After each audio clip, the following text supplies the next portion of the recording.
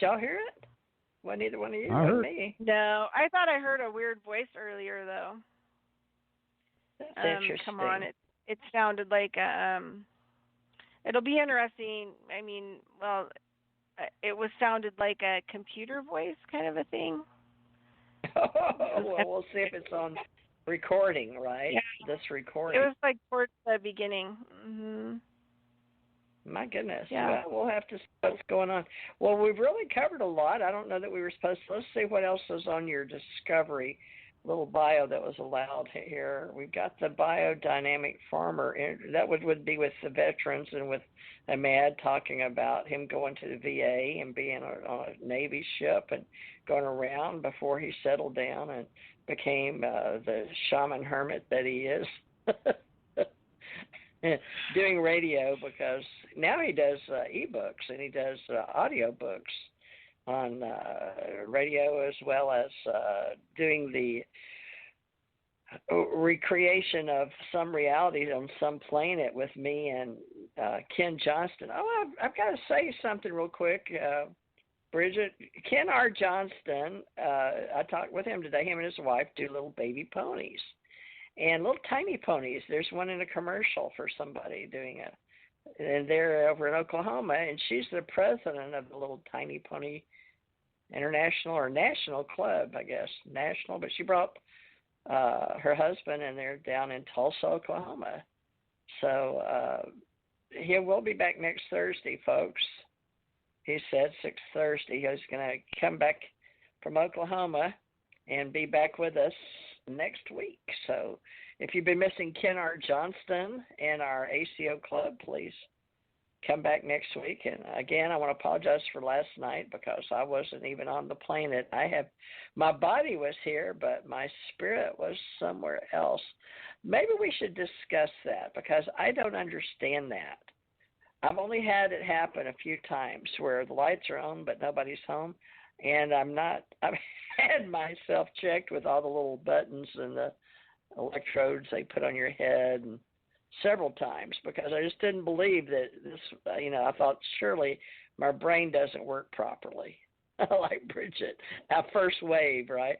But I always had good experiences and I always felt like I was in control, but only in the last 20 years or so, Bridgett. Now, I remember having missing time when I was younger, but it wasn't in military. It was because of the missing time and working with extraterrestrials that I went into the government. So I have a return.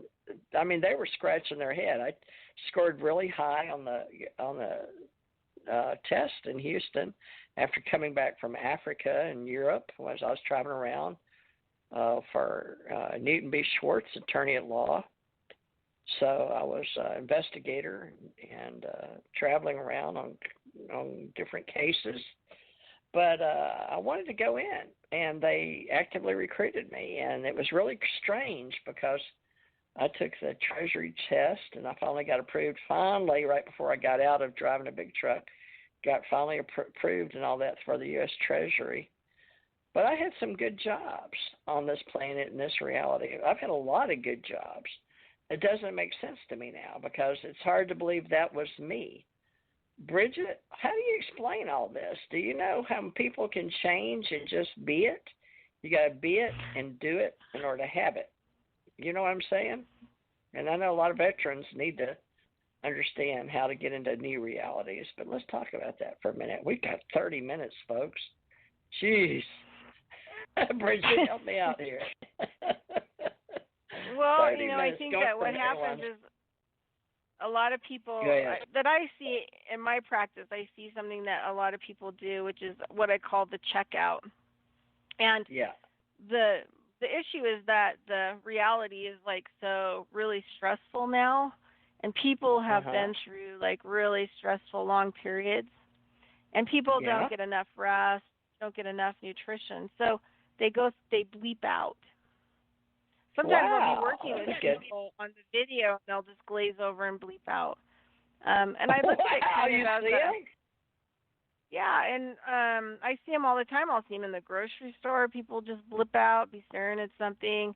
I see people everywhere, and I see more people bleeping out than I ever have been. And so I've kind of for a while kind of been looking at them like, well, maybe you're androids or something like that and your programming's bad. I know that sounds kind of far-fetched, but sometimes you've got to ask yourself, lots of different questions. But more and more I just realize, like, it's the heavy amount of stress that's being deployed onto people, and their brain and their body not having the ability to manage the mental, emotional, physical, chaos, and they kind of blip out for a while, and then they'll come back on. And my a friend of mine, Ralph Ring, he's a really interesting guy. Him and Marcia. Why do I know that name?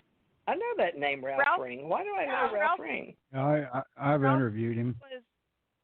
Ralph was Carr's apprentice, and Carr was Nikola Tesla's apprentice. So, but I've known them for a while. But one of the things, like, he talks about is that, like, even just in our language, like, he talks about depression just being decompressing.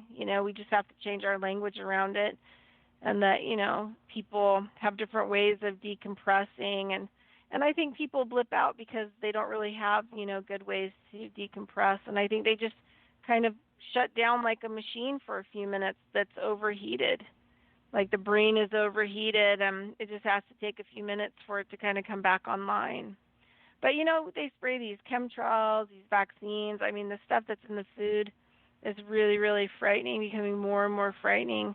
The stress, how many hours people work for nothing. I mean, even like here, like rent, for like a one bedroom that's not that great, is $1,000 a month. And so you have all these people that are like surviving, and just everything around them is not good. And I think it's taking its toll on the biosuit. And so the brain, which is the hard drive, the computer just kind of shorts out for a few minutes. Needs to rest. Could be. Wasn't it yesterday? Because Matt asked me, he came on last night, because I said, if you know how to do a show with a Matt, I even thought maybe you'd show up early last night, because I knew I was looking forward to it all day. But I did go look at a house yesterday that I wanted from the past. It's a small house, 3-bedroom, 2-bath.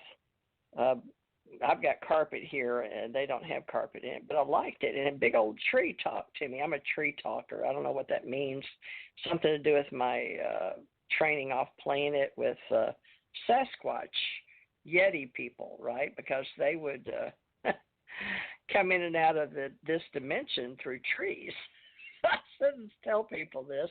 I wonder if that comes a lot, Ahmed and Bridgett, from you know how the little people we're talking about over in Ireland, but some part of shamanism has it where you go to trees to go to another dimension. I don't know, because I'm such an old soul and know so much of the old folklore. But I know guys know what I'm talking about, right? That it's like ontology and epistemology. But I checked out yesterday, Bridgett, you're right. Because folks, important of these elements we're talking about in philosophy is we're friends, and I've never met a man, and I've never met Bridgett, but I feel like a kindred spirit. So I'm trying to clear that distinction up. There's an overlap between epistemology, about the way we see things and know things, with ontology being what things are. Okay, so I use epistemology and ontology in my research in philosophy, and we also use business research. So I was wanting to get there with Bridgett because of me forming this psychic university, things to think about, But she's brought up Ralph Ring and Otis Carr, and that's very important names in this reality on board with what we're doing here with this dimension. So how do you bring this together, Bridgett? Help me out with, they're big on this Ralph Ring and what's Otis Carr, is it? What did you say his first name was? Carr? I don't know what Carr's first name is, because I've talked to Ralph about it, but it's spelled C-A-R-R, I know, on the last part of the name, but I'm not sure exactly what the first part is. But did I say Otis? Do I know it? You did say Otis, but I think Otis Carr he built the first diesel engine, didn't he, that ran on peanut oil? I don't know if they're the same and they're affiliated. I don't know. I don't know about that. But I just know that Ralph has said to me that, Carr, whoever the first name of it is, I don't know, was Nikola Tesla's apprentice, that he worked for Carr. And so he had a relationship to Carr and Tesla that way. And so I'm not really sure. Oh, you've interviewed him. Well, yeah, and when they were in Paradise, I went to see him in Paradise when they lived up in Paradise, California before the fire. So yeah, now I think they're in Arizona. Did Ralph live with this Carr human person? No, he lives with Marcia, who is his Chiquita Banana. His girl. Heard of that person. Yeah, the Chiquita Banana Marcia. Yeah, I call her the Chiquita Banana. But she but I've heard this before. Yeah, Marcia Brown is his girlfriend. Yeah, and she's starting to wonder if I'm a traveler myself. She's amazing too. She's like an unbelievable George Van Tassel did something with them, right? I don't know. I didn't know, so I didn't know a lot of. Yeah, I didn't know Ralph, like, before his history or anything like that, before I met him through a friend. So it was basically meant to him, like, more in a personal kind of a, casual experience, because a good friend of mine lived in Paradise. So she knew them. She knew Marcia really well. So I met them kind of like on a personal level before I really knew anything about Ralph. So I only know like whatever vocabulary he uses to talk about, his past.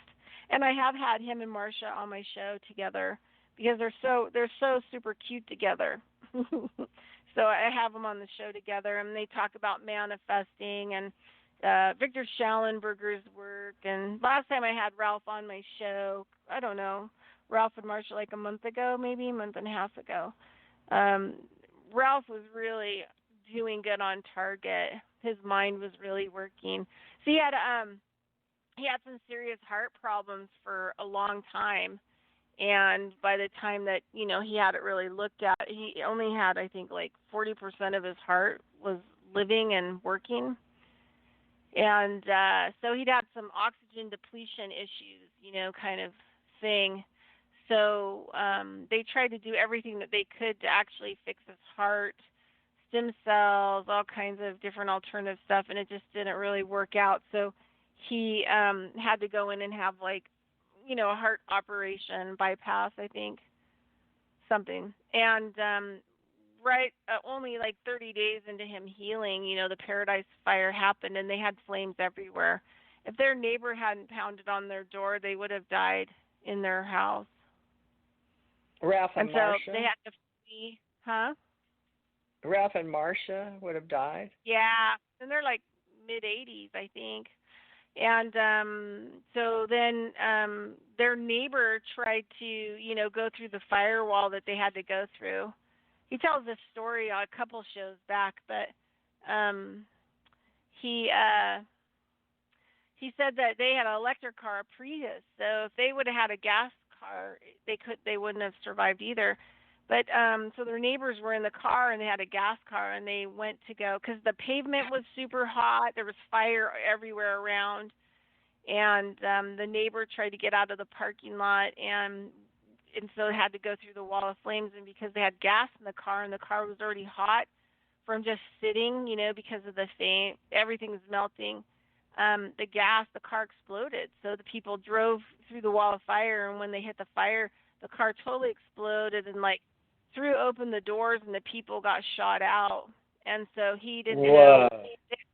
They had an electric Prius car. Yeah, I have a lot of these. I have friends. I had a lot of really conscious friends in Paradise. It was kind of a really weird deal that all of them, this happened to a bunch of them.